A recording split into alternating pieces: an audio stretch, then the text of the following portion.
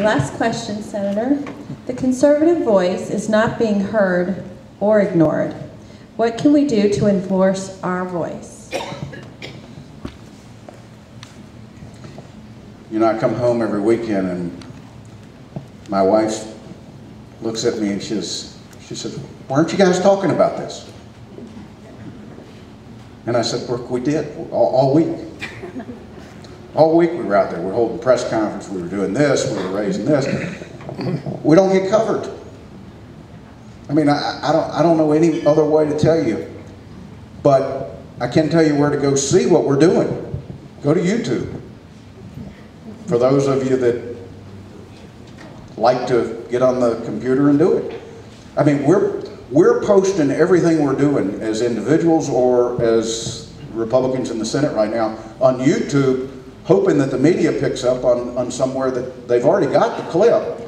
But if the American people started hitting it on YouTube, then the media feels compelled to show it. We're going to be in this situation, I think, until the balance of Congress shifts some, and it either becomes closer or we take back at least one of the bodies of Congress, and then the media will feel compelled to sort of cover both sides. But right now we can have 4 healthcare bills introduced and the media never talk about it. And you know, I get home and my wife says, "Well, why don't you talk to the media?" I mean, listen, you don't have to be brutal on me. I go through it every day. You don't have to tell me about the economy. She owns a real estate company. I hear about it every night.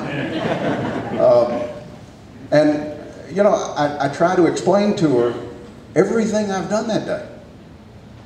Every avenue. Tom Coburn and I, when we introduced our healthcare bill in May, for the next 2.5 months, we sat down with every national journalist who you would see on CNN, on Fox, on MSNBC, anybody that would cover it, from the Wall Street Journal to the New York Times to the Washington Post.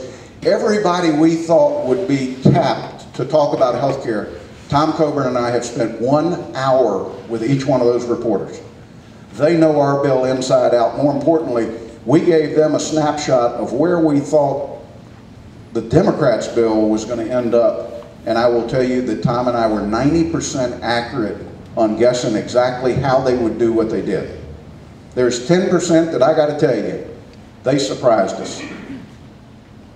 Let me highlight just a couple of those, because somebody asked me earlier about areas that I'm uncomfortable with.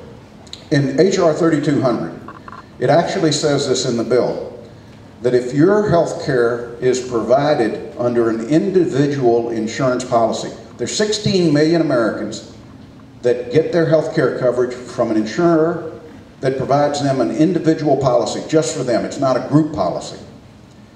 If that insurer that provides them their insurance does not become part of the state exchange, meaning the insurer says, if I become part of the exchange, I'll no longer be able to offer the product that I've got. It'll raise my cost because I'll have to drastically change the composition of the product. If they choose not to be part of the health exchange, they're forbidden from ever signing up any new enrollees. Well, insurance is a function of how many people do you have in the coverage. Therefore, how much can I spread the risk to set what the premiums are? Well, if through legislation you only give them the opportunity to lose enrollees, but you restrict them from ever signing up enrollees, it's just a matter of time before the cost of their insurance, based upon the premiums, is going to be so high that they're uncompetitive in the marketplace. So, you know, I can legitimately go out, and I would debate this with the president toe-to-toe with him. It's disingenuous to say, if you like your health care, you get to keep it, because I can assure you, 16 million individual policies are going to be taken off the marketplace if this bill were to pass. For some of you in the room, and I won't ask you to raise your hand, we created an option to Medicare a number of years ago called Medicare Advantage. 20% of all the seniors in America take advantage of Medicare Advantage. It gives them the only choice that they have for health care once you have reached 65.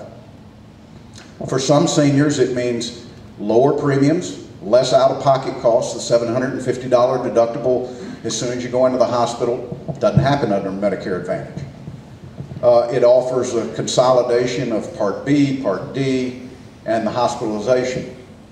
To some seniors, this is advantageous. To some, it may not be the right type of coverage for them. But for 20% of American seniors, they have chosen Medicare Advantage. If 3,200 passes, Medicare Advantage will be gone. And 20% of our nation's seniors will lose the health care they prefer, which is Medicare Advantage, and their only option will be to sign up for traditional Medicare. And that traditional Medicare for that 20% might mean a greater out-of-pocket requirement to access health care. Those are just two areas on one issue that it's not a myth. This is not hypothetical. I'm not extrapolating what it says and saying this could happen.